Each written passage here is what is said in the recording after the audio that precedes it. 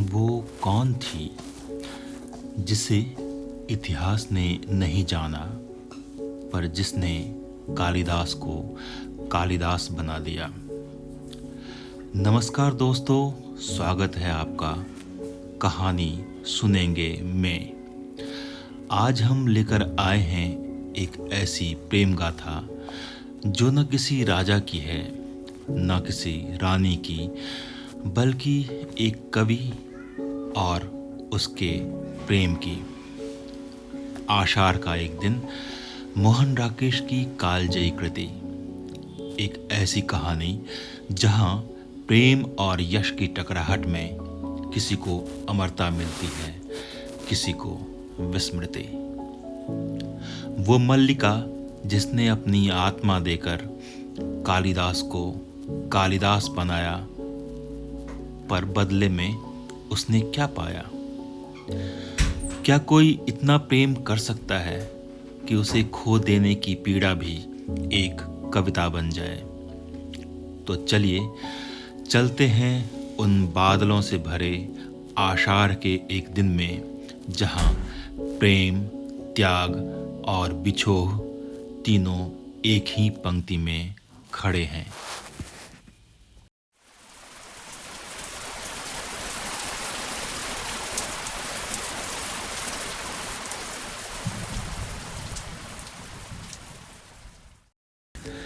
एक साधारण प्रकोष्ठ। दीवारें लकड़ी की हैं, परंतु निचले भाग में चिकनी मिट्टी से पोती गई हैं। बीच बीच में गेरू से स्वास्तिक चिन्ह बने हैं। सामने का द्वार अंधेरी ड्योढ़ी में खुलता है। उसके दोनों ओर छोटे छोटे ताक हैं, जिनमें मिट्टी के बुझे हुए दिए रखे हैं। बाईं ओर का द्वार दूसरे प्रकोष्ठ में जाने के लिए है। द्वार खुला होने पर उस प्रकोष्ठ में बिछे पलंग का एक कोना ही दिखाई देता है। द्वारों के किवाड़ भी मिट्टी से पोते गए हैं और उन पर गेरू एवं हल्दी से कमल तथा शंख बनाए गए हैं। दाईं ओर बड़ा सा झरोखा है, जहां से बीच बीच में बिजली कौंधती दिखाई देती है।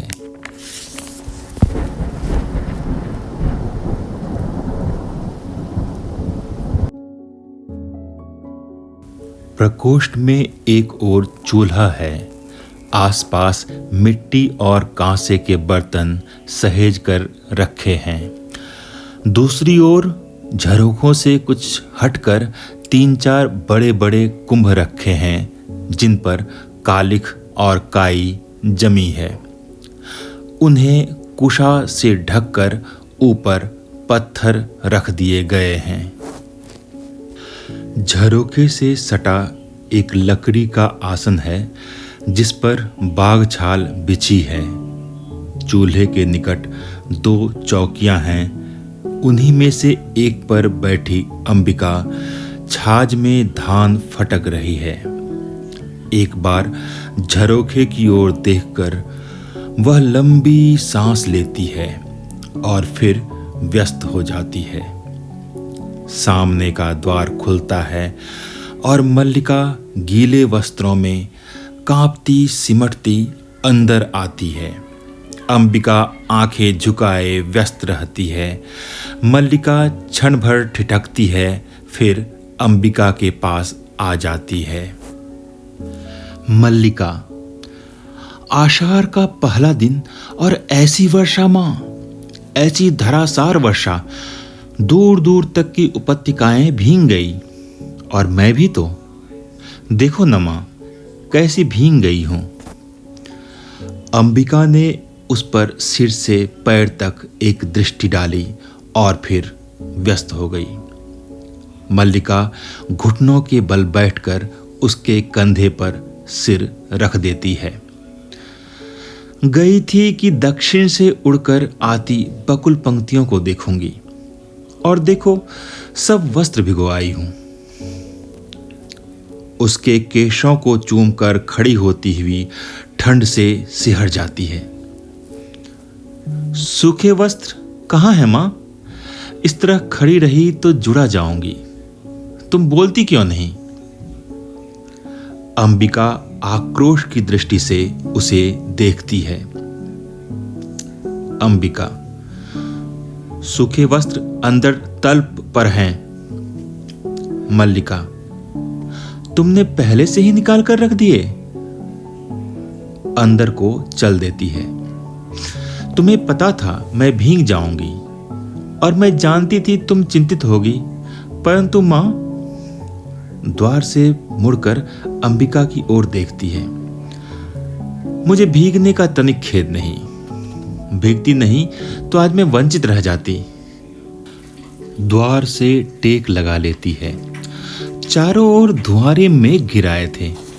मैं जानती थी वर्षा होगी, फिर भी मैं घाटी की पगडंडी पर नीचे नीचे उतरती गई। एक बार मेरा दुपट्टा भी हवा ने उड़ा दिया। फिर बूंदें पड़ने लगी। अंबिका से आंखें मिल जाती हैं। अच्छा, वस्त्र बदल लूं, फिर आकर तुम्हें बताती हूं। वह बहुत अद्भुत अनुभव था मां, बहुत अद्भुत। अंदर चली जाती है। अंबिका उठकर फटके हुए धान को एक कुंभ में डाल देती है और दूसरे कुंभ से नया धान निकाल लेती है। अंदर के प्रकोष्ठ से मल्लिका के शब्द सुनाई देते रहते हैं। बीच बीच में उसकी झलक भी दिखाई दे जाती है। नील कमल की तरह कोमल और आर्द्र, वायु की तरह हल्का और स्वप्न की तरह चित्रमय। मैं चाहती थी उसे अपने में भर लूं और आंखें मूंद लूं। मेरा तो शरीर भी निचुड़ रहा है मां। कितना पानी इन वस्त्रों ने पिया है। ओह, शीत की चुभन के बाद उष्णता का यह स्पर्श। गीले वस्त्र कहां डाल दूं मां? यही रहने दूं? बाहर आ जाती है। मां, आज के वे क्षण मैं कभी नहीं भूल सकती। सौंदर्य का ऐसा साक्षात्कार मैंने कभी नहीं किया। जैसे वह सौंदर्य अस्पृश्य होते हुए भी मांसल हो। मैं उसे छू सकती थी, देख सकती थी, पी सकती थी। तभी मुझे अनुभव हुआ कि वह क्या है जो भावना को कविता का रूप देता है। मैं जीवन में पहली बार समझ पाई कि क्यों कोई पर्वत शिखरों को सहलाती मेघमालाओं में खो जाता है, क्यों किसी को अपने तन मन की अपेक्षा आकाश में बनते मिटते चित्रों का इतना मोह हो रहता है। क्या बात है मां, इस तरह चुप क्यों हो? अंबिका, देख रही हो मैं काम कर रही हूं। मल्लिका, काम तो तुम हर समय करती हो, परंतु हर समय इस तरह चुप तो नहीं रहती। अंबिका के पास आ बैठती है। अंबिका चुपचाप धान फटकती रहती है। मल्लिका उसके हाथ से छाछ ले लेती है। मैं तुम्हें काम नहीं करने दूंगी, मुझसे बातें करो। अंबिका, क्या बात करूं? मल्लिका, कुछ भी कहो। मुझे डांटो कि भीग कर क्यों आई हूं, या कहो कि तुम थक गई हो इसलिए शेष धान मैं फटक दूं, या कहो कि तुम घर में अकेली थी इसलिए तुम्हें अच्छा नहीं लग रहा था। अंबिका, मुझे सब अच्छा लगता है। छाछ उससे ले लेती है। और मैं घर में दुकेली कब होती हूं? तुम्हारे यहां रहते मैं अकेली नहीं होती। मल्लिका, मैं तुम्हें काम नहीं करने दूंगी। फिर छाछ उससे ले लेती है और कुंभों के पास रख आती है। मेरे घर में रहते भी तुम अकेली होती हो। कभी तो मेरी भर्त्सना करती हो कि मैं घर में रहकर तुम्हारे सब कामों में बाधा डालती हूं, और कभी कहती हो। पीठ के पीछे से उसके गले में बाहें डाल देती है। मुझे बताओ मां, तुम इतनी गंभीर क्यों हो? अंबिका, दूध औटा दिया है, शर्करा मिला लो और पी लो। मल्लिका, नहीं, तुम पहले बताओ। अंबिका, और जाकर थोड़ी देर तल्प पर विश्राम कर लो। मुझे अभी। मल्लिका, नहीं माँ, विश्राम नहीं करना है। थकी कहाँ हूं जो विश्राम करूं? मुझे तो अब भी अपने में बरसती बूंदों के पुलक का अनुभव हो रहा है। रोम अभी तक सीज रहे हैं। तुम बताती क्यों नहीं हो? ऐसे करोगी तो मैं तुमसे बात नहीं करूंगी। अंबिका कुछ ना कहकर आंचल से आंखें पोंछती है और उसे पीछे से हटाकर पास की चौकी पर बैठा देती है। मल्लिका क्षण भर चुपचाप उसकी ओर देखती रहती है। क्या हुआ मां? तुम रो क्यों रही हो? अंबिका, कुछ नहीं मल्लिका, कभी बैठे बैठे मन उदास हो जाता है। मल्लिका, बैठे बैठे मन उदास हो जाता है, परंतु बैठे बैठे रोया तो नहीं जाता। तुम्हें मेरी सौगंध है मां, जो मुझे नहीं बताओ। कुछ दूर कोलाहल और घोड़ों की टापों का शब्द सुनाई देता है।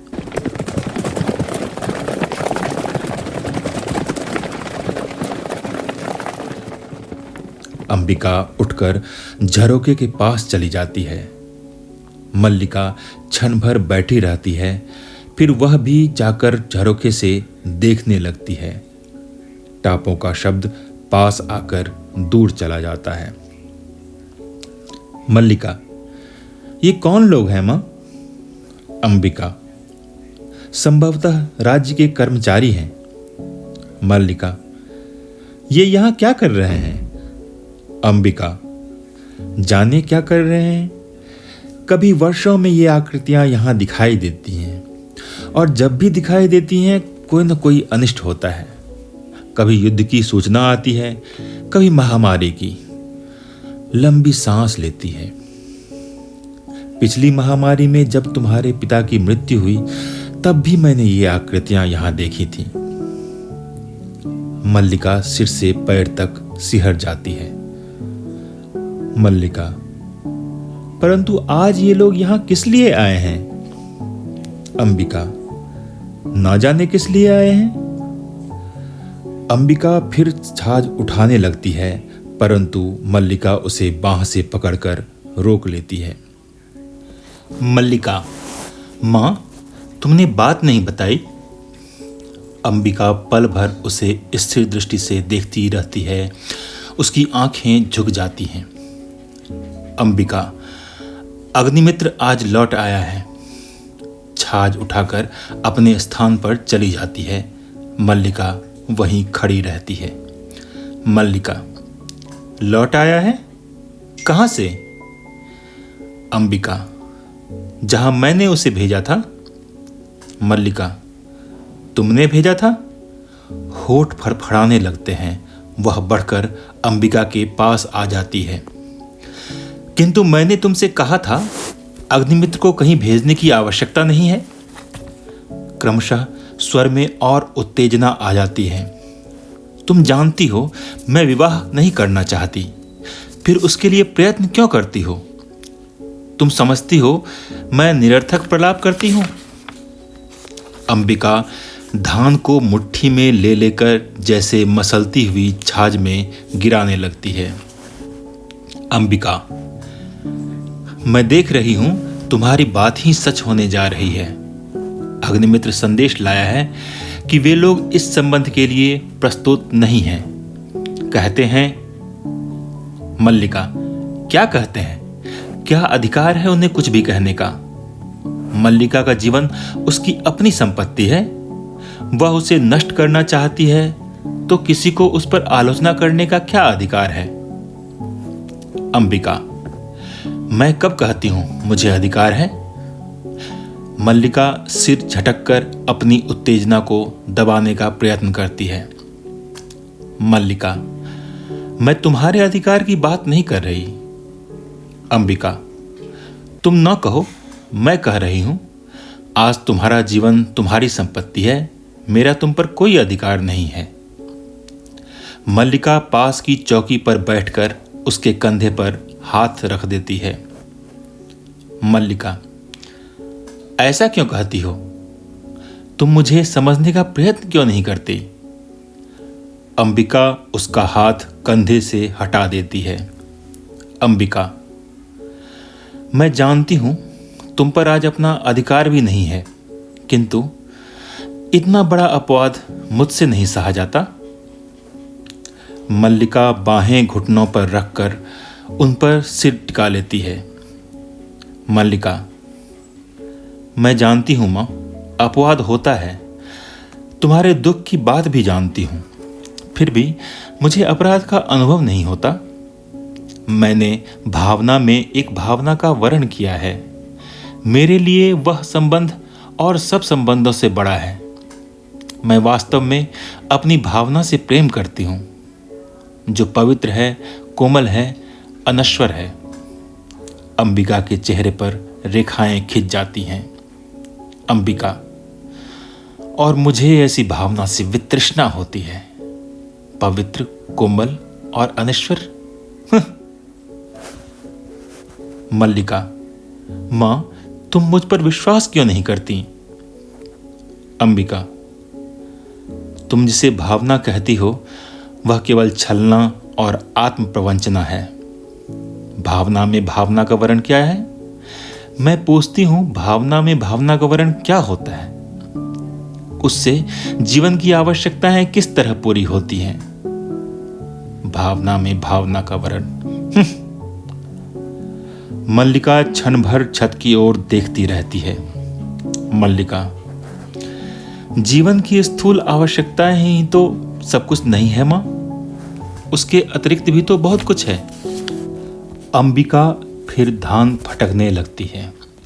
अंबिका, होगा, मैं नहीं जानती। मल्लिका कुछ क्षण अंबिका को देखती रहती है। मल्लिका, सच तो यह है मां कि ग्राम के अन्य व्यक्तियों की तरह तुम भी उन्हें संदेह और वितृष्णा की दृष्टि से देखती हो। अंबिका, ग्राम के अन्य लोग उसे उतना नहीं जानते जितना मैं जानती हूं। क्षण भर दोनों की आंखें मिली रहती हैं। मैं उससे घृणा करती हूं। मल्लिका के चेहरे पर व्यथा, आवेश तथा विवशताएं की रेखा एक साथ खिंच जाती हैं। मल्लिका, मां। अंबिका, अन्य लोगों को उससे क्या प्रयोजन है, परंतु मुझे है। उसके प्रभाव से मेरा घर नष्ट हो रहा है। ड्योढ़ी की ओर से कालिदास के शब्द सुनाई देने लगते हैं। अंबिका के माथे की रेखाएं गहरी हो जाती हैं। वह छाछ लिए उठ खड़ी होती है। क्षण भर ड्योढ़ी की ओर देखती रहती है, फिर अंदर को चल देती है। मल्लिका, ठहरो मां, तुम चल क्यों दी? अंबिका, मां का जीवन भावना नहीं, कर्म है। उसे घर में बहुत कुछ करना है। अंबिका चली जाती है।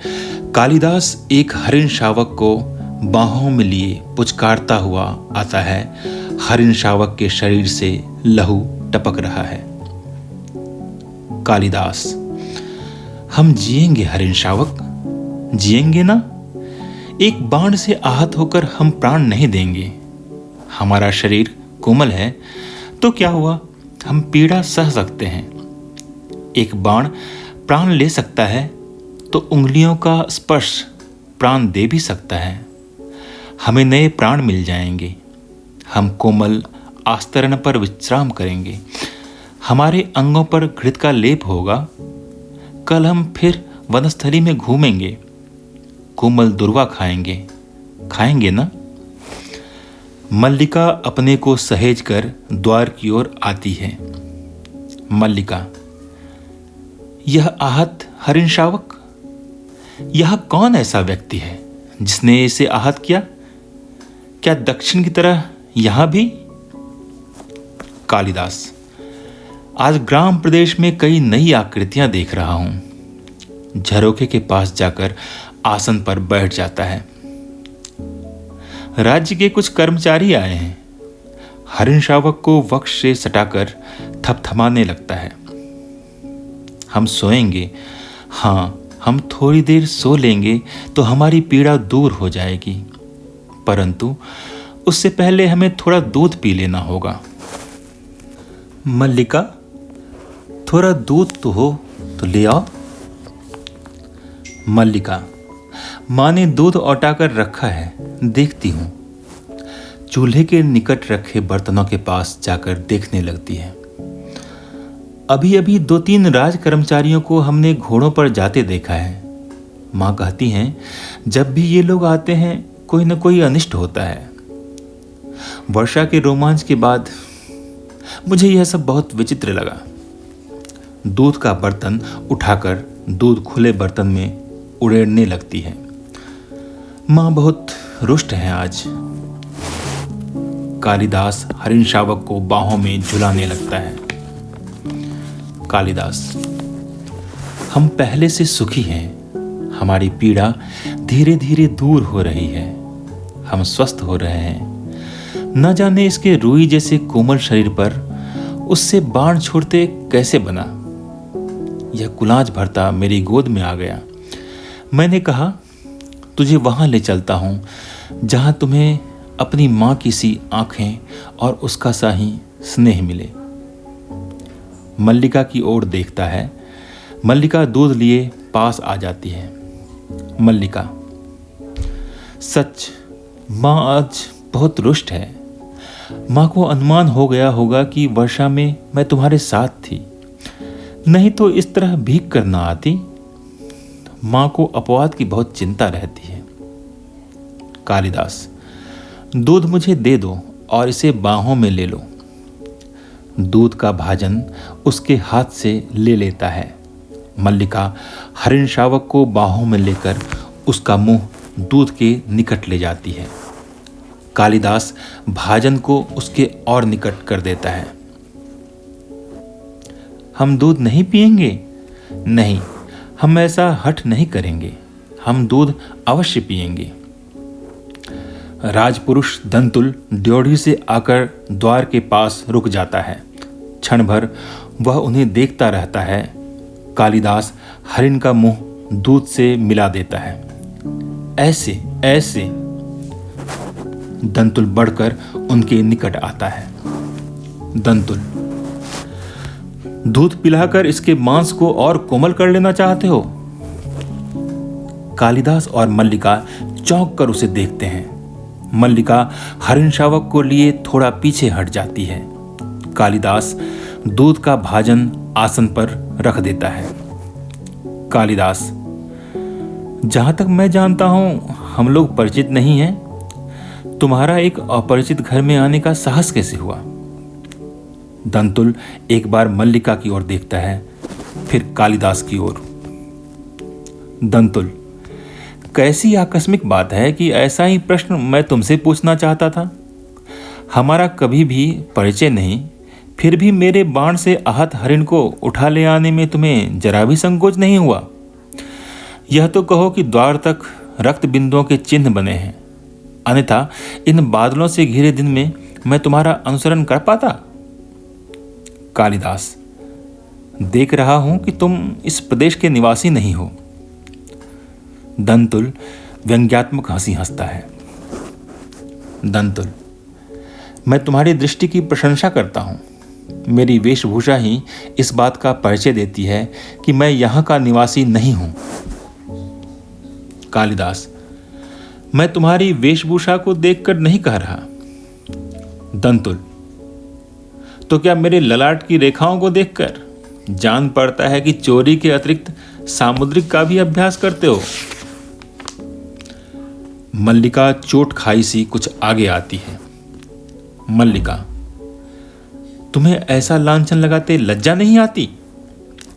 दंतुल, क्षमा चाहता हूं देवी, परंतु यह हरिण शावक जिसे बाहों में लिए हैं मेरे बाण से आहत हुआ है, इसलिए यह मेरी संपत्ति है। मेरी संपत्ति मुझे लौटा तो देंगी? कालिदास, इस प्रदेश में हरिणों का आखेट नहीं होता राजपुरुष। तुम बाहर से आए हो, इसलिए इतना ही पर्याप्त है कि हम इसके लिए तुम्हें अपराधी न माने। दंतुल, तो राजपुरुष के अपराध का निर्णय ग्रामवासी करेंगे। ग्रामीण युवक अपराध और न्याय का शब्दार्थ भी जानते हो? कालिदास, शब्द और अर्थ राजपुरुषों की संपत्ति है, जानकर आश्चर्य हुआ। दंतुल, समझदार व्यक्ति जान पड़ते हो, फिर भी यह नहीं जानते हो कि राजपुरुषों के अधिकार बहुत दूर तक जाते हैं। मुझे देर हो रही है, यह हरिण शावक मुझे दे दो। कालिदास, यह हरिण शावक इस पार्वत्य भूमि की संपत्ति है राजपुरुष, और इसी पार्वत्य भूमि के निवासी हम इसके सजातीय हैं। तुम यह सोचकर भूल रहे हो कि हम इसे तुम्हारे हाथ में सौंप देंगे। मल्लिका, इसे अंदर ले जाकर पलंग पर या किसी आस्तरण पर। अंबिका सहसा अंदर से आती है। अंबिका, इस घर के तल्प और आस्तरण हरिण शावकों के लिए नहीं हैं। मल्लिका, तुम देख रही हो मां? अंबिका, हां देख रही हूं, इसीलिए तो कह रही हूं।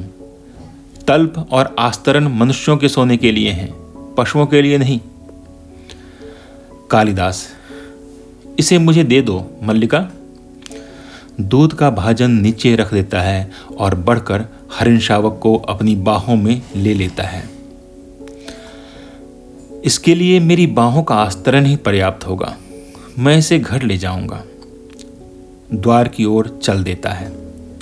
दंतुल, और राजपुरुष दंतुल तुम्हें ले जाते देखता रहेगा। कालिदास, यह राजपुरुष की रुचि पर निर्भर करता है। बिना उसकी ओर देखे ड्योढ़ी में चला जाता है। दंतुल, राजपुरुष की रुचि और रुचि क्या होती है, संभवतः इसका परिचय तुम्हें देना आवश्यक होगा। कालिदास बाहर चला जाता है, केवल उसका शब्द ही सुनाई देता है। कालिदास, संभवतः। दंतुल, संभवतः। तलवार की मूठ पर हाथ रखे उसके पीछे जाना चाहता है। मल्लिका शीघ्रता से द्वार के सामने खड़ी हो जाती है। मल्लिका, ठहरो राजपुरुष, हरिण शावक के लिए हठ मत करो। तुम्हारे लिए प्रश्न अधिकार का है, उनके लिए संवेदना का। कालिदास निशस्त्र होते हुए भी तुम्हारे शस्त्र की चिंता नहीं करेंगे। दंतुल, कालिदास, तुम्हारा अर्थ है कि मैं जिनके हरिण शावक के लिए तर्क कर रहा वे कवि कालिदास हैं? मल्लिका, हाँ, परंतु तुम कैसे जानते हो कि कालिदास कवि हैं? दंतुल, कैसे जानता हूं? उज्जैनी की राजसभा का प्रत्येक व्यक्ति ऋतुसंहार के लेखक कवि कालिदास को जानता है। मल्लिका, उज्जैनी की राज्यसभा का प्रत्येक व्यक्ति उन्हें जानता है?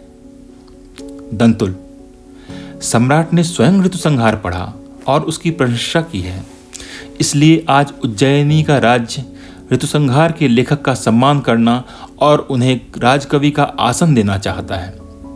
आचार्य वररुचि इसी उद्देश्य से उज्जैनी से यहां आए हैं। मल्लिका सुनकर स्तंभित सी हो जाती है। मल्लिका, उज्जैनी का राज्य उन्हें सम्मान देना चाहता है, राजकवि का आसन? दंतुल, मुझे खेद है, मैंने उनके साथ अशिष्टता का व्यवहार किया, मुझे जाकर उनसे क्षमा मांगनी चाहिए। चला जाता है। मल्लिका कुछ क्षण इसी तरह खड़ी रहती है, फिर सहसा जैसे उसकी चेतना लौट आती है। अंबिका इस बीच दूध का भाजन उठाकर कोने में रख देती है। जिस पात्र में पहले दूध रखा था उसे देखती है। उसमें जो दूध शेष है उसे एक छोटे पात्र में डालकर शक्कर मिलाने लगती है। हाथ ऐसे अस्थिर हैं जैसे वह अंदर ही अंदर बहुत उत्तेजित हो। मल्लिका निचला होंठ दांतों में दबाए दौड़कर उसके निकट आती है। मल्लिका, तुमने सुना मां? राज्य उन्हें राजकवि का आसन देना चाहता है। अंबिका हाथ से गिरते दूध के पात्र को किसी तरह संभाल लेती है। अंबिका, गीले वस्त्र मैंने सूखने के लिए फैला दिए हैं, थोड़ा सा दूध शेष है, इसमें शर्करा मिला दी है। मल्लिका, तुमने सुना नहीं मां, राजपुरुष क्या कह रहा था? अंबिका, दूध पी लो, आशा करती हूं कि अब यहां किसी और का आतिथ्य नहीं होना है। मल्लिका, आतिथ्य? मैं चाहती हूं आज इस घर में सारे संसार का आतिथ्य कर सकूं। दूध का पात्र अंबिका के हाथ से ले लेती है। तुम इस दूध से नहला दूं माँ? पात्र ऊंचा उठा देती है। अंबिका पात्र उसके हाथ से ले लेती है। अंबिका, मैं दूध से बहुत नहा चुकी हूं। मल्लिका, तुम कितनी निष्ठुर हो माँ। तुमने सुना नहीं, राज्य उन्हें सम्मान दे रहा है, फिर भी तुम। अंबिका, दूध पी लो और फिर से वर्षा में भीगने का मोह न हो तो मैं तुम्हारे लिए आस्तरण बिठा दूं। मैं जैसी निष्ठुर हूं, रहने दो। मल्लिका उसके गले में बाहें डाल देती है। मल्लिका, नहीं, तुम निष्ठुर नहीं हो। मैंने कब कहा तुम निष्ठुर हो? अंबिका, नहीं, तुमने नहीं कहा। दूध पी लो। मल्लिका दूध का पात्र उसके हाथ से लेकर एक घूंट में दूध पी जाती है और पात्र कोने में रख देती है। फिर अंबिका का हाथ खींचकर उसे बिठा लेती है और स्वयं उसकी गोदी में लेट जाती है। मल्लिका, माँ, तुम सोच सकती हो आज मैं कितनी प्रसन्न हूं। अंबिका, मेरे पास कुछ भी सोचने की शक्ति नहीं है। अब उठ जाने दो, मुझे बहुत काम करना है। उठने का प्रयत्न करती है। मल्लिका उसे रोके रहती है।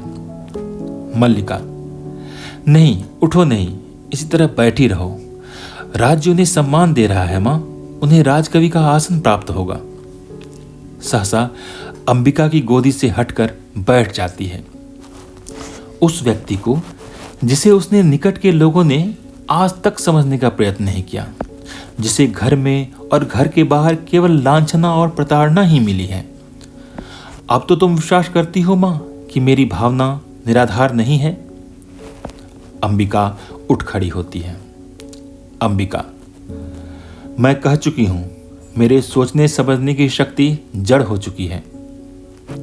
मल्लिका, क्यों माँ? क्यों तुम्हें इतना पुराग्रह है? क्यों तुम उनके संबंध में उदारतापूर्वक नहीं सोच सकती?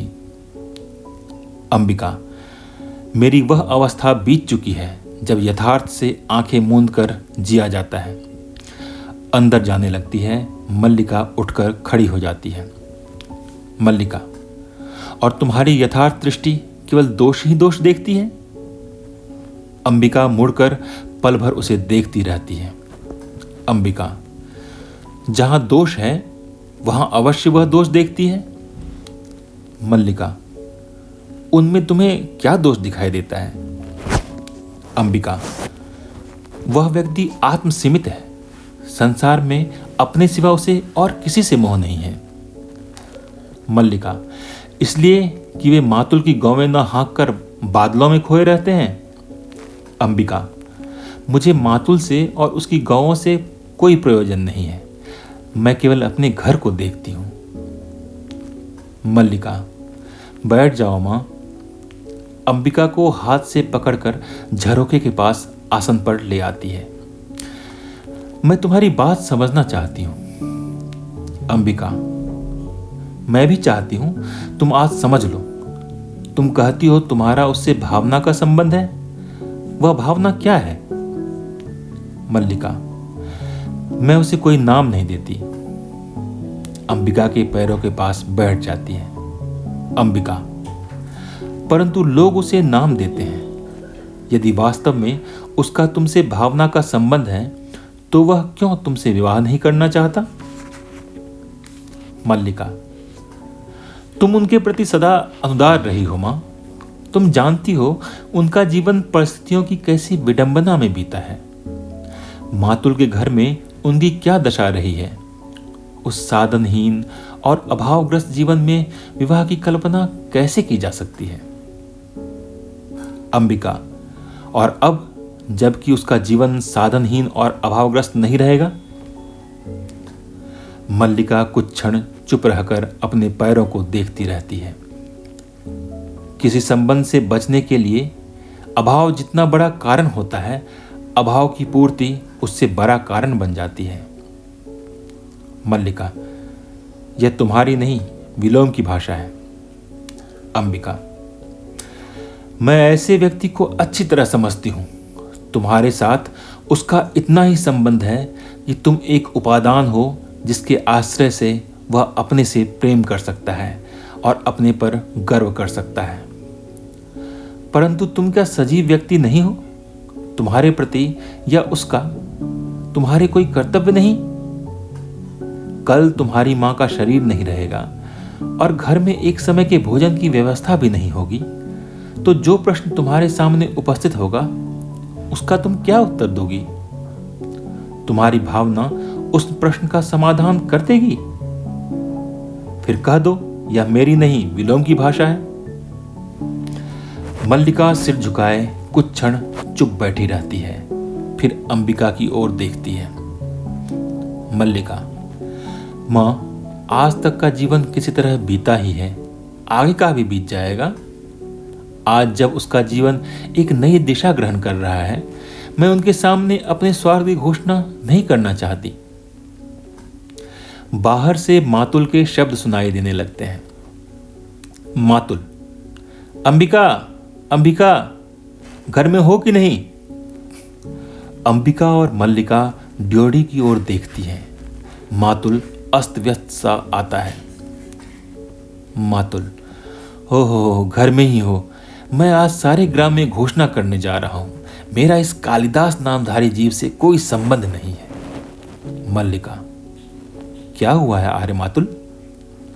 मातुल, मैंने इसे पाल पोसा, बड़ा किया, क्या ऐसी दिन के लिए कि यह इस तरह का कुलद्रोही बने? मल्लिका, परंतु उन्हें तो सुना है राज्य की ओर से सम्मानित किया जा रहा है, उज्जैनी से कोई आचार्य आए हैं। मातुल, यही तो कह रहा हूं, उज्जैनी से कोई आचार्य आए हैं। मल्लिका, परंतु आप तो कह रहे हैं। मातुल, मैं ठीक कह रहा हूं, आचार्य कल ही इसे अपने साथ उज्जैनी ले जाना चाहते हैं। मल्लिका, किंतु? मातुल, 2 रथ, रथवाह और 4 अश्वारोही उनके साथ हैं। मैं तुमसे नहीं कहता था अंबिका कि हमारे प्रपितामह के एक दौहित्र का पुत्र गुप्तराज की ओर से शकों से युद्ध कर चुका है। अंबिका, तुम अपने भागिने की बात कर रहे थे। मातुल, उसी की बात कर रहा हूं अंबिका। तुम समझो कि एक तरह से राज्य की ओर से हमारे वंश का सम्मान किया जा रहा है और वे वंशावंतंस कहते हैं मुझे यह सम्मान नहीं चाहिए। मल्लिका सहसा उठकर खड़ी हो जाती है। मैं राजकीय मुद्राओं से कृत होने के लिए नहीं हूं। उत्तेजना में एक कोने से दूसरे कोने तक मातुल टहलने लगता है। मल्लिका कुछ क्षण विस्मित सी खड़ी रहती है। मल्लिका, वे राजकीय सम्मान को स्वीकार नहीं करना चाहते? मातुल, मेरी समझ में नहीं आता कि इसमें क्रय विक्रय की बात ही क्या है। सम्मान मिलता है ग्रहण करो, नहीं तो कविता का मूल्य ही क्या है? मल्लिका, कविता का कुछ मूल्य है आर्य मातुल, तभी तो सम्मान का भी मूल्य है। मैं समझती हूं कि उनके हृदय में यह सम्मान कहां चुभता है। अंबिका कुछ सोचती सी अपने अंशुक को उंगलियों में मसलने लगती है। अंबिका, मैं तुम्हें विश्वास दिलाती हूं कि वह उज्जैनी अवश्य जाएगा। मातुल उसी तरह टहलता रहता है। मातुल, अवश्य जाएगा? वे लोग इसके अनुचर हैं जो अभी स्तुति करके इसे ले जाएंगे। अंबिका, सम्मान प्राप्त होने पर सम्मान के प्रति प्रकट की गई उदासीनता व्यक्ति के महत्व को बढ़ा देती है। तुम्हें प्रसन्न होना चाहिए कि तुम्हारा भागिने लोकनीति में निष्णात है। मातुल सहसा रुक जाता है। मातुल, यह लोकनीति है? तो मैं कहूंगा कि लोकनीति और मूर्ख नीति दोनों का एक ही अर्थ है। फिर टहलने लगता है। जो व्यक्ति कुछ देता है, धन हो या सम्मान हो, वह अपना मन बदल भी सकता है और बदल गया तो बदल गया। फिर रुक जाता है। तुम सोचो कि सम्राट रुष्ट भी तो हो सकते हैं कि एक साधारण कवि ने उनका सम्मान स्वीकार नहीं किया। निक्षेप बाहर से आता है। निक्षेप, मातुल, आप अभी तक यहां हैं और आचार्य आपकी प्रतीक्षा कर रहे हैं। मातुल, और तुम यहाँ क्या कर रहे हो? मैं तुमसे नहीं कहा था कि जब तक मैं लौट कर ना आऊं तुम आचार्य के पास रहना? निक्षेप, परंतु यह भी तो कहा था कि आचार्य विश्राम कर चुके हैं तो तुरंत आपको सूचना दूं। मातुल, यह भी कहा था, किंतु वह भी तो कहा था। यह कहा तुम्हारी समझ में आ गया, वह नहीं आया। निक्षेप, किंतु मातुल। मातुल, किंतु क्या? मातुल मूर्ख है? बताओ, तुम मुझे मूर्ख समझते हो? निक्षेप, नहीं मातुल। मातुल, मैं मूर्ख नहीं तो निश्चय ही तुम मूर्ख हो। आचार्य ने क्या कहा है? निक्षेप, उन्होंने कहा है कि वे आपके साथ इस सारे ग्राम प्रदेश में घूमना चाहते हैं। मातुल के मुख पर गर्व की रेखाएं प्रकट होती हैं। जिस प्रदेश ने कालिदास की कविता को जन्म दिया है, मातुल के मुख की रेखाएं वितृष्णा की रेखाओं में बदल जाती हैं। मातुल, कालिदास की कविता। फिर टहलने लगता है। ना जाने इतने बड़े आचार्य को इसकी कविता में क्या विशेषता दिखाई देती है। रुककर अंबिका को देखता है। इस व्यक्ति को सामान्य लोक व्यवहार तक का तो ज्ञान नहीं, और तुम लोकनीति की बात कहती हो। आप एक हरिण शावक को गोदी में लिए घर की ओर आ रहे थे। सौभाग्यवश मैंने बाहर ही देख लिया। मैंने प्रार्थना की कि हे कवि कुलगुरु, यह समय इस रूप में बढ़ जाने का नहीं। उज्जैनी से एक बहुत बड़े आचार्य आए हैं और आप सुनते ही लौट पड़े, जैसे रास्ते में सांप देख लिया हो। मल्लिका अंबिका के पास आसन पर बैठ जाती है। मातुल फिर से टहलने लगता है। अंबिका, मल्लिका, मातुल के लिए अंदर से आसन ला दो। मल्लिका उठने लगती है, परंतु मातुल उसे रोक देता है। मातुल, नहीं, मुझे आसन नहीं चाहिए। आचार्य मेरी प्रतीक्षा कर रहे हैं। निक्षेप अंबिका की ओर देखकर मुस्कुराता है। मातुल कोने तक आकर लौटता है। मैंने कहा, कविवर्य, आचार्य आपके साथ उज्जैनी ले जाने के लिए आए हैं। राज की ओर से आपका सम्मान होगा। सुनकर रुककर जलते अंगारों की सी दृष्टि मुझ पर देखी। मैं राजकीय मुद्राओं से कृत होने वाला नहीं। ऐसे कहा जैसे राजकीय मुद्राएं आपके विरह में घुली जा रही हूं, और चल दिए। मेरे लिए धर्म संकट खड़ा हो गया है कि अनुनय करता हुआ आपके पीछे पीछे जाऊं या अभ्यागतों को देखूं। अब इस निक्षेप से आचार्य के पास बैठने के लिए कहा आया था, और यह धुरीहीन चक्र की तरह मेरे पीछे पीछे चला आया है। निक्षेप, किंतु मातुल, मैं तो समाचार देने आया था। मातुल, और मैं समाचार देने के लिए तुमसे धन्यवाद कहता हूं। बहुत अच्छा किया। अभ्यागत वहां बैठे हैं और आप समाचार देने यहां चले आए। अब इतना कीजिए कि वे कवि कुलगुरु जहां भी हो उन्हें ढूंढ कर ले आइए। मेरा कर्तव्य कहता है जैसे भी हो उसे आचार्य के सामने प्रस्तुत करूं, और मन करता है कि जहां देखूं वहीं चोटी पकड़कर चला जाता है। निक्षेप, मातुल का तीसरा नेत्र हर समय खुला रहता है। मल्लिका, परंतु कालिदास इस समय कहां है? निक्षेप, कालिदास इस समय जगदम्बा के मंदिर में है। मल्लिका, आपने उन्हें देखा? निक्षेप, देखा है। मल्लिका, परंतु आपने मातुल से नहीं कहा?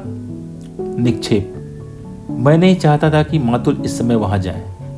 मल्लिका, क्यों? क्या आप भी नहीं चाहते कि कालिदास? निक्षेप, मैं चाहता हूं कि कालिदास उज्जैनी अवश्य जाए, इसलिए मैंने मातुल का इस समय उनके पास जाना उचित नहीं समझा। मातुल को अपने मुंह से शब्द सुनने में ऐसा रस प्राप्त होता है कि वो बोलते ही जाते हैं, परिस्थिति को समझना ही नहीं चाहते। कालिदास हट कर रहे हैं कि जब तक उज्जैनी से आए अतिथि लौट नहीं जाते वे जगदम्बा के मंदिर में ही रहेंगे, घर नहीं जाएंगे। अंबिका, कैसी विचक्षणता है। निक्षेप, विचक्षणता? अंबिका, विचक्षणता ही तो है। निक्षेप, इसमें निक्षणता क्या है? अंबिका? अंबिका तीखी दृष्टि से निक्षेप को देखती है। अंबिका, राज्य कवि का सम्मान करना चाहता है। कवि सम्मान के प्रति उदासीन जगदम्बा के मंदिर में साधनारत है। राज्य के प्रतिनिधि मंदिर में जाकर कवि की अभ्यर्थना करते हैं। कवि धीरे धीरे आंखें खोलता है। इतना बड़ा नाटक करना विचक्षणता नहीं है। निक्षेप, कालिदास नाटक नहीं कर रहे अंबिका। मुझे विश्वास है कि उन्हें राज के सम्मान का मोह नहीं है। वे सचमुच इस पर्वत भूमि को छोड़कर नहीं जाना चाहते। अंबिका अपने स्थान से उठकर उस ओर जाती है जिधर बर्तन आदि पड़े हैं। अंबिका, नहीं चाहता? एक थाली लाकर कुंभ से उसमें चावल निकालने लगती है। निक्षेप, मातुल का या किसी का भी आग्रह उनका हठ नहीं छुड़ा सकता। मल्लिका को अर्थपूर्ण दृष्टि से देखता है। मल्लिका की आंखें झुक जाती हैं। केवल एक व्यक्ति है जिसके अनुरोध से संभव है वे यह हठ छोड़ दें। अंबिका निक्षेप की अर्थपूर्ण दृष्टि को और फिर मल्लिका को देखती है। अंबिका, हमारे घर में किसी को उसके हठ छोड़ने या न छोड़ने से कोई प्रयोजन नहीं है। थाली लिए चूल्हे के निकट चली जाती है और उन दोनों की ओर पीठ किए अपने को व्यस्त रखने का प्रयत्न करती है। निक्षेप, कालिदास अपनी भावुकता में भूल रहे हैं कि इस अवसर का तिरस्कार करके वे बहुत कुछ खो बैठेंगे। योग्यता 1/4 व्यक्तित्व का निर्माण करती है। शेष पूर्ति प्रतिष्ठा द्वारा होती है। कालिदास को राजधानी अवश्य जाना चाहिए। अंबिका व्यस्त रहने का प्रयत्न करती हुई भी व्यस्त नहीं हो पाती। अंबिका, तो उसमें बाधा क्या है? निक्षेप, मैंने अनुभव किया है कि उनके हठ के मूल में कहीं गहरी कटुता की रेखा है। मल्लिका, मैं जानती हूं वह रेखा कहां है। कुछ समय पहले एक राजपुरुष से उनका सामना हो चुका है। निक्षेप, उस कटुता को केवल तुम ही दूर कर सकती हो मल्लिका। अवसर किसी की प्रतीक्षा नहीं करता। कालिदास यहां से नहीं जाते हैं तो राज्य को कोई हानि नहीं होगी। राजकवि का आसन रिक्त नहीं रहेगा, परंतु कालिदास जो आज हैं जीवन भर वही रहेंगे, एक स्थानीय कवि। जो लोग आज ऋतुसंहार की प्रशंसा कर रहे हैं वे भी कुछ दिनों में उन्हें भूल जाएंगे। मल्लिका अपने में खोई हुई सी उठ खड़ी होती है। मल्लिका, नहीं, उन्हें इस सम्मान का तिरस्कार नहीं करना चाहिए। यह सम्मान उनके व्यक्तित्व का है। उन्हें अपने व्यक्तित्व को उसके अधिकार से वंचित नहीं करना चाहिए। चलिए, मैं आपके साथ जगदम्बा के मंदिर में चलती हूं। अंबिका सहसा खड़ी हो जाती है। अंबिका, मल्लिका। मल्लिका स्थिर दृष्टि से अंबिका को देखती है। मल्लिका, मां। अंबिका, मुझे एक बाहर के व्यक्ति के सामने कहना होगा कि मैं इस समय तुम्हारे वहां जाने के पक्ष में नहीं हूं। निक्षेप, निक्षेप बाहर का व्यक्ति नहीं है अंबिका। मल्लिका, यह एक महत्वपूर्ण क्षण है मां। मुझे इस समय अवश्य जाना चाहिए। आइए आर्य निक्षेप। बिना अंबिका की ओर देखे बाहर को चल देती है। अंबिका की आंखों में क्रोध की लहर उठती है जो पराजय के भाव में बदल जाती है। निक्षेप अंबिका के भाव को लक्ष्य करता क्षण भर रुका रहता है। निक्षेप, क्षमा चाहता हूं अंबिका। मल्लिका के पीछे चला जाता है। अंबिका कुछ क्षण आंखें मूंदे खड़ी रहती है, फिर घर की वस्तुओं को एक एक करके देखती है और जैसे टूटी सी चौकी पर बैठकर थाली के चावलों को मसलने लगती है। आंखों में आंसू उमड़ आते हैं जिन्हें वह आंचल से पोंछ लेती है। प्रकाश कम हो जाता है। अंबिका के कंठ से रूंधा हुआ सा स्वर निकलता है। अंबिका, भावना, ओह। आंचल में मुंह छिपा लेती है। प्रकाश कुछ और क्षीण हो जाता है। तभी ड्योढ़ी के अंधेरे में अग्निकाष्ठ की लौ चमक उठती है। विलोम अग्निकाष्ठ हाथ में लिए बाहर से आता है। अंबिका को इस तरह बैठे देखकर क्षण भर रुका रहता है, फिर पास चला आता है। विलोम, घिरे हुए मेघों ने आज अंधकार कर दिया है अंबिका, या तुम्हें समय का ज्ञान नहीं रहा? अंबिका आंचल से मुंह उठाती है। अग्निकाष्ठ के प्रकाश में उसके मुख की रेखाएं गहरी और आंखें धंसी सी दिखाई देती हैं। आश्चर्य है, तुमने दीपक नहीं जलाया? अंबिका, विलोम, तुम यहां क्यों आए हो? विलोम बाईं ओर के दीपक के निकट चला जाता है। विलोम, दीपक जला दूं? अग्निकाष्ठ से छूकर दीपक जला देता है। विलोम का आना ऐसा आश्चर्य का विषय नहीं है। जाकर सामने के दीपक जलाने लगता है। अंबिका उठ खड़ी होती है। अंबिका, चले जाओ विलोम, तुम जानते हो कि तुम्हारा यहां आना। विलोम, मल्लिका को सह नहीं है। दीपक जलाकर अंबिका की ओर देखता है। जानता हूं अंबिका, मल्लिका बहुत भोली है। वह लोक जीवन के संबंध में कुछ नहीं जानती। दीवार में बने आधार में अग्निकाष्ठ तिरछा लगा देता है। वह नहीं चाहती कि मैं इस तरह घर में आऊं, क्योंकि कालिदास नहीं चाहता। घूमकर अंबिका के पास चला जाता है। और कालिदास क्यों नहीं चाहता? क्योंकि मेरी आंखों में उसे अपने हृदय का सत्य झांकता दिखाई देता है। उसे उलझन होती है।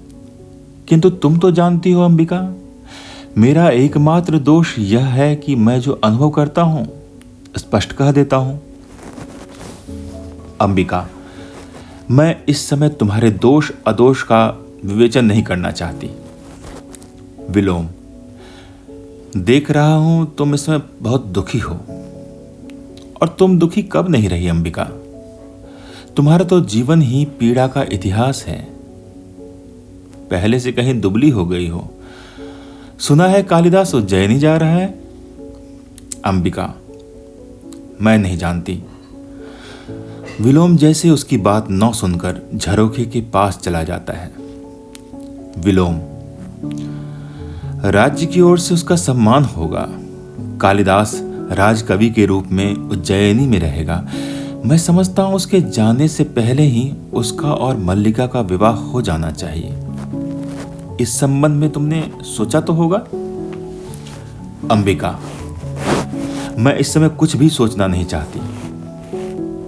विलोम, तुम मल्लिका की मां इस विषय में सोचना नहीं चाहती? आश्चर्य है।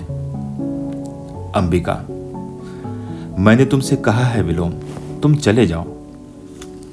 विलोम, कालिदास उज्जैनी चला जाएगा और मल्लिका, जिसका नाम उसके इस कारण सारे प्रांतर में अपवाद का विषय बना है, पीछे यहां पड़ी रहेगी।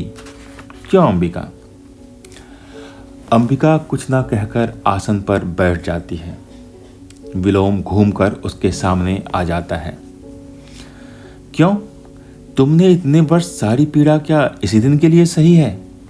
दूर से देखने वाला भी जान सकता है इन वर्षों में तुम्हारे साथ क्या क्या बीता है। समय ने तुम्हारे मन, शरीर और आत्मा की इकाई को तोड़ कर रख दिया है। तुमने तिल तिल करके अपने को गलाया है कि मल्लिका को किसी अभाव का अनुभव ना हो, और आज जबकि उसके लिए जीवन भर के अभाव का प्रश्न सामने है, तुम कुछ सोचना नहीं चाहती? अंबिका, तुम यह सब कहकर मेरा दुख कम नहीं कर रहे विलोम। मैं अनुरोध करती हूं कि तुम इस समय मुझे अकेले रहने दो। विलोम, मैं इस समय अपना तुम्हारे पास होना बहुत आवश्यक समझता हूं अंबिका। मैं ये सब बातें तुमसे नहीं, उससे कहने के लिए आया हूं। आशा कर रहा हूं कि वह मल्लिका के साथ अभी यहां आएगा। मैंने मल्लिका को जगदम्बा के मंदिर की ओर जाते हुए देखा है। मैं यहीं उसकी प्रतीक्षा करना चाहता हूं। ड्योढ़ी से कालिदास और उसके पीछे मल्लिका आती है। कालिदास, अधिक प्रतीक्षा नहीं करनी पड़ेगी विलोम। विलोम को देखकर मल्लिका की आंखों में क्रोध और वितृष्णा का भाव उमड़ आता है और वह झरोखे की ओर चली जाती है। कालिदास विलोम के पास आ जाता है। मैं जानता हूं कि तुम कहां, किस समय और क्यों मेरे साक्षात्कार के लिए उत्सुक होते हो? कहो, आजकल किस नए छंद का अभ्यास कर रहे हो? विलोम, छंदों का अभ्यास मेरी वृत्ति नहीं। कालिदास, मैं जानता हूं तुम्हारी वृत्ति दूसरी है। क्षण भर उसकी आंखों में देखता रहता है। उस वृत्ति ने संभवतः छंदों का अभ्यास सर्वथा छुड़ा दिया है। विलोम, आज निसंदेह तुम छंदों के अभ्यास पर गर्व कर सकते हो। अग्निकाष्ठ के पास जाकर उसे सहलाने लगता है। प्रकाश उसके मुख पर पड़ता है। सुना है राजधानी से निमंत्रण आया है? कालिदास, सुना मैंने भी है। तुम्हें दुख हुआ? विलोम, दुख? दुख? बहुत। एक मित्र के बिछड़ने का किसे दुख नहीं होता। कल ब्रह्म मुहूर्त में ही चले जाओगे? कालिदास, मैं नहीं जानता। विलोम, मैं जानता हूं। आचार्य कल ब्रह्म मुहूर्त में लौट जाना चाहते हैं। राजधानी के वैभव में जाकर ग्राम प्रांतर को भूल तो नहीं जाओगे? एक दृष्टि मल्लिका पर डालकर फिर कालिदास की ओर देखता है। सुना है वहां जाकर व्यक्ति बहुत व्यस्त हो जाता है। वहां के जीवन में कई तरह के आकर्षण हैं, रंगशालाएं, मदिरालय और तरह तरह की विलास भूमियां। मल्लिका के भाव में बहुत कठोरता आ जाती है। मल्लिका, आर्य विलोम, इस समय और स्थान इन बातों के लिए नहीं है। मैं इस समय आपको यहां देखने की आशा नहीं कर रही थी। विलोम, मैं जानता हूं तुम इस समय मुझे यहां देखकर प्रसन्न नहीं हो, परंतु मैं अंबिका से मिलने आया था। बहुत दिनों से भेंट नहीं हुई थी। यह कोई ऐसी अप्रत्याशित बात तो नहीं? कालिदास, विलोम का कुछ भी करना अप्रत्याशित नहीं है। हाँ, कई कुछ ना करना अप्रत्याशित हो सकता है। विलोम, यह वास्तव में प्रसन्नता का विषय है कालिदास, कि हम दोनों एक दूसरे को इतनी अच्छी तरह समझते हैं। निसंदेह मेरे स्वभाव में भी ऐसा कुछ नहीं जो तुमसे छिपा हो। क्षण भर कालिदास की आंखों में देखता है। विलोम क्या है? एक असफल कालिदास और कालिदास एक सफल विलोम। हम कहीं एक दूसरे के बहुत निकट पड़ते हैं। अग्निकाष्ठ के पास से हटकर कालिदास के निकट आ जाता है। कालिदास, निसंदेह सभी विपरीत एक दूसरे के बहुत निकट पड़ते हैं। विलोम, अच्छा है तुम इस सत्य को स्वीकार करते हो। मैं उस निकटता के अधिकार से तुमसे एक प्रश्न पूछ सकता हूं? संभव है फिर कभी तुमसे बात करने का अवसर ही प्राप्त ना हो। एक दिन का व्यवधान तुम्हें हमसे बहुत दूर कर देगा ना? कालिदास, वर्षों का व्यवधान भी विपरीत को विपरीत से दूर नहीं करता। मैं तुम्हारा प्रश्न सुनने के लिए उत्सुक हूं। विलोम बहुत पास आकर उसके कंधे पर हाथ रख देता है। विलोम, मैं जानना चाहता हूं कि तुम अभी तक वही कालिदास हो ना? अर्थपूर्ण दृष्टि से अंबिका की ओर देख लेता है। कालिदास, मैं तुम्हारा अभिप्राय नहीं समझ सका। उसका हाथ अपने कंधे से हटा देता है। विलोम, मेरा अभिप्राय है कि तुम अभी तक वही व्यक्ति हो न जो कल तक थे। मल्लिका झरोखे के पास से उधर को बढ़ा आती है। मल्लिका, आर्य विलोम, मैं इस प्रकार की अनर्गलता क्षम्य नहीं समझती। विलोम, अनर्गलता? अंबिका के निकट आ जाता है। कालिदास दो एक पग की दूसरी ओर चला जाता है। इसमें अनर्गलता क्या है? मैं बहुत सार्थक प्रश्न पूछ रहा हूं। क्यों कालिदास? मेरा प्रश्न सार्थक नहीं है। क्यों अंबिका? अंबिका अव्यवस्थित भाव से उठ खड़ी होती है। अंबिका, मैं इस संबंध में कुछ नहीं जानती और न ही जानना चाहती हूं। अंदर की ओर चल देती है। विलोम, ठहरो अंबिका। अंबिका रुककर उसकी ओर देखती है। आज तक ग्राम प्रांतर में कालिदास के साथ मल्लिका के संबंध को लेकर बहुत कुछ कहा जाता रहा है। मल्लिका एक पग और आगे आ जाती है। मल्लिका, आर्य विलोम, आप। विलोम, उसे दृष्टि में रखते हुए क्या यह उचित नहीं कि कालिदास यह स्पष्ट बता दे कि उसे उज्जैनी अकेले ही जाना है या? मल्लिका, कालिदास आपके किसी भी प्रश्न का उत्तर देने के लिए बाध्य नहीं है। विलोम, मैं कब कहता हूं कि बाध्य है, परंतु संभव है कालिदास का अंतःकरण उसे उत्तर देने के लिए बाध्य करे। क्यों कालिदास? कालिदास मुड़ पड़ता है, दोनों एक दूसरे के सामने आ जाते हैं।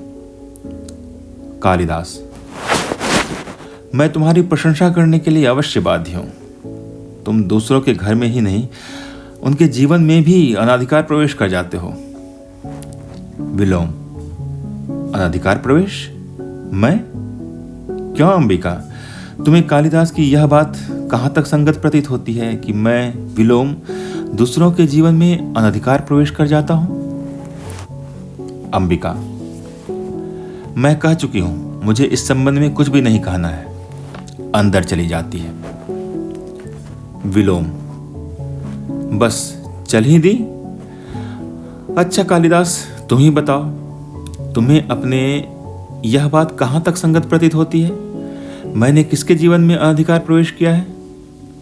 चलो ग्राम प्रांतर में चलकर किसी से पूछ लें। विदग्ध दृष्टि से उसे देखता है, फिर अग्निकाष्ठ के पास जाकर उसे आधार से हाथ में ले लेता है। तो तुम अपने अंतःकरण से भी मेरे प्रश्न का उत्तर देने के लिए बाध्य नहीं हो? संभवतः प्रश्न ही ऐसा है। कालिदास, तुम कुछ भी अनुमान लगाने के लिए स्वतंत्र हो। मैं इतना ही जानता हूं कि मुझे ग्राम प्रांतर छोड़कर उज्जैनी जाने का तनिक भी मोह नहीं। विलोम उन्मुख कालिदास के मुख के निकट ले आता है। विलोम, निसंदेह तुम्हें ऐसा मोह क्यों होगा? साधारण व्यक्ति को हो सकता है, तुम्हें क्यों होगा? परंतु मैं केवल इतना जानना चाहता था कि यदि ऐसा हो, क्षण भर के लिए स्वीकार कर लिया जाए कि तुम जाने का निश्चय कर लो, तो उस स्थिति में क्या यह उचित नहीं कि मल्लिका उसके और कालिदास के बीच में आ जाती है। अग्निकाष्ठ का प्रकाश उसके मुंह पर पड़ने लगता है। मल्लिका, आर्य विलोम, आप अपनी सीमा से आगे जाकर बात कर रहे हैं। मैं बच्ची नहीं हूं, अपना भला बुरा सब समझती हूं। आप संभवतः यह अनुभव नहीं कर रहे कि आप यहां इस समय एक अनचाहे अतिथि के रूप में उपस्थित हैं। विलोम, यह अनुभव करने की मैंने आवश्यकता नहीं समझी। तुम मुझसे घृणा करती हो, मैं जानता हूं, परंतु मैं तुमसे घृणा नहीं करता। मेरे यहां होने के लिए इतना ही पर्याप्त है। अग्निकाष्ठ का प्रकाश फिर कालिदास के चेहरे पर डालता है। और एक बात कालिदास से भी करना चाहता था। अर्थपूर्ण दृष्टि से कालिदास को देखकर फिर मल्लिका को देखता है। तुम कालिदास के बहुत निकट हो, परंतु मैं कालिदास को तुमसे अधिक जानता हूं।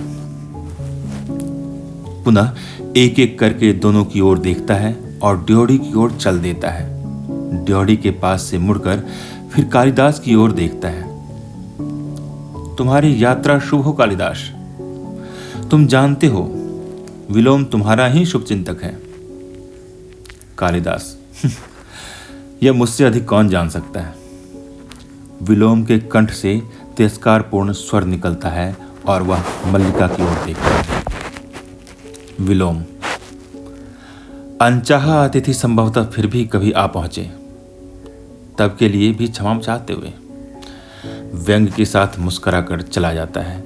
कालिदास क्षण भर मल्लिका की ओर देखता रहता है, फिर झरोखे के पास चला जाता है। मल्लिका, फिर उदास हो गए? कालिदास झरोखे के बाहर देखता रहता है। देखो, तुम मुझे वचन दे चुके हो। कालिदास लौटकर उसके पास आ जाता है। कालिदास, फिर एक बार सोचो मल्लिका, प्रश्न सम्मान और राज्याश्रय स्वीकार करने का है ही नहीं। उससे कहीं बड़ा एक प्रश्न मेरे सामने है। मल्लिका, और वह प्रश्न मैं हूं ना? उसे बाहों से पकड़कर आसन पर बिठा देती है। यहां बैठो, तुम मुझे जानते हो ना? कालिदास उसकी ओर देखता रहता है। तुम समझते हो कि तुम इस अवसर को ठुकराकर यहां रह जाओगे तो मुझे सुख होगा? उमड़ते आंसुओं को दबाने के लिए आंखें झपकती और ऊपर की ओर देखने लगती है। मैं जानती हूं कि तुम्हारे चले जाने से मेरे अंतर को एक रिक्तता छा देगी। बाहर भी संभवतः बहुत सूना प्रतीत होगा। फिर भी मैं अपने साथ छल नहीं कर रही। मुस्कुराने का प्रयास करती है। मैं हृदय से कहती हूं, तुम्हें जाना चाहिए। कालिदास, चाहता हूं तुम इस समय अपनी आंखें देख सकती। मल्लिका, मेरी आंखें इसलिए गीली हैं कि तुम मेरी बात नहीं समझ रहे हैं। उसके पैरों के पास बैठकर उसके घुटनों पर कोहनियां रख देती हैं। तुम यहां से जाकर भी मुझसे दूर हो सकते हो। यहाँ ग्राम प्रांतर में रहकर तुम्हारी प्रतिभा को विकसित होने का अवसर कहाँ मिलेगा? यहाँ लोग तुम्हें समझ नहीं पाते। वे सामान की कसौटी पर तुम्हारी परीक्षा करना चाहते हैं। कोहनियों पर ठोड़ी भी रख लेती है। विश्वास करते हो ना कि मैं तुम्हें जानती हूँ? जानती हूँ कि कोई भी रेखा तुम्हें घेर ले तो तुम घिर जाओगे। मैं तुम्हें घेरना नहीं चाहती, इसलिए कहती हूँ, जाओ। कालिदास, तुम पूरी तरह नहीं समझ रही मल्लिका। प्रश्न तुम्हारे घेरने का नहीं है। मल्लिका शब्दों की चुभन अनुभव करके भी अपनी मुद्रा स्वाभाविक बनाए रखने का प्रयत्न करती है। कालिदास जैसे सोचता सा उठ खड़ा होता है और टहलने लगता है। मैं अनुभव करता हूं कि यह ग्राम प्रांतर मेरी वास्तविक भूमि है। मैं कई सूत्रों से इस भूमि से जुड़ा हूं। उन सूत्रों में तुम हो, यह आकाश और ये मेघ हैं, यहाँ की हरियाली है, हरिणों के बच्चे हैं, पशुपाल हैं। रुक कर मल्लिका की ओर देखता है। यहां से जाकर मैं अपनी भूमि से उखड़ जाऊंगा। मल्लिका आसन पर कोहनी रखे उससे टेक लगा लेती है। मल्लिका, यह क्यों नहीं सोचते कि नई भूमि तुम्हें यहां से अधिक संपन्न और उर्वरा मिलेगी? इस भूमि से तुम जो कुछ ग्रहण कर सकते थे, कर चुके हो।